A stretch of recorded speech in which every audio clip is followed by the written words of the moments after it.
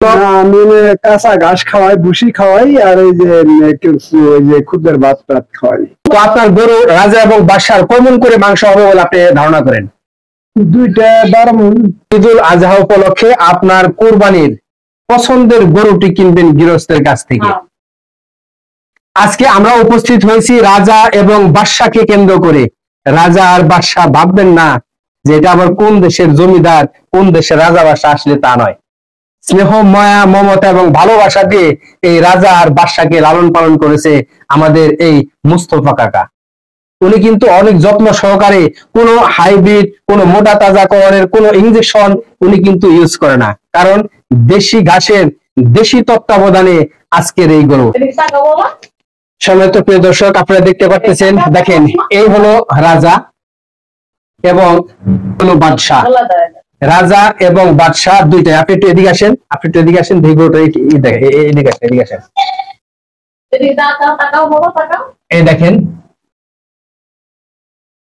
এত সুন্দর গরু, এত সুন্দর গরু কুরবানির উপলক্ষে আপনার পছন্দের পশু কিনতে আপনি অবশ্যই গৃহস্থের কাছ থেকে গরু কিনবেন।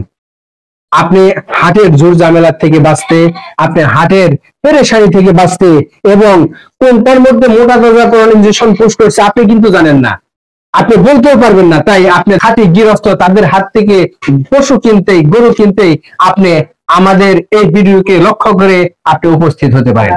তো আমরা এই রাজা এবং বাদশাহ দেখেন এরা কিভাবে এখানে খেলাধুলা করে, দেখছেন?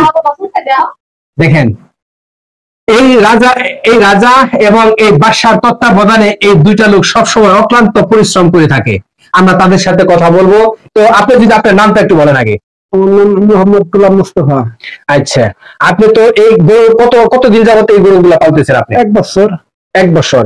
সম্মানিত প্রিয় দর্শক, দেখেন 1 বছর লালন পালন করার পরে আজকে গরু এই অবস্থায় এসে উপনীত হয়েছে। অত্যন্ত সুন্দর এই গরু দুটি। তবে এই গরু দুটিকে আপনি অন্য কোনো কিছু খাওয়ান বলে? আমি কাঁচা ঘাস খাওয়াই, ভুসি খাওয়াই, আর এই যে খুদের ভাত টাত খাওয়াই। এছাড়া অন্য কোনো কিছু খাওয়ান না? অত্যন্ত সুন্দর পরিষ্কার স্বচ্ছ একটি পরিবেশে কিন্তু এই রাজা আর বাদশাকে লালন পালন করে থাকে।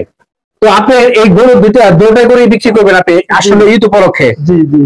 আপনার রাজা এবং বাদশার দুইটা গরুর সুন্দর নাম রেখেছেন, এই নাম দুটা কে রেখেছে?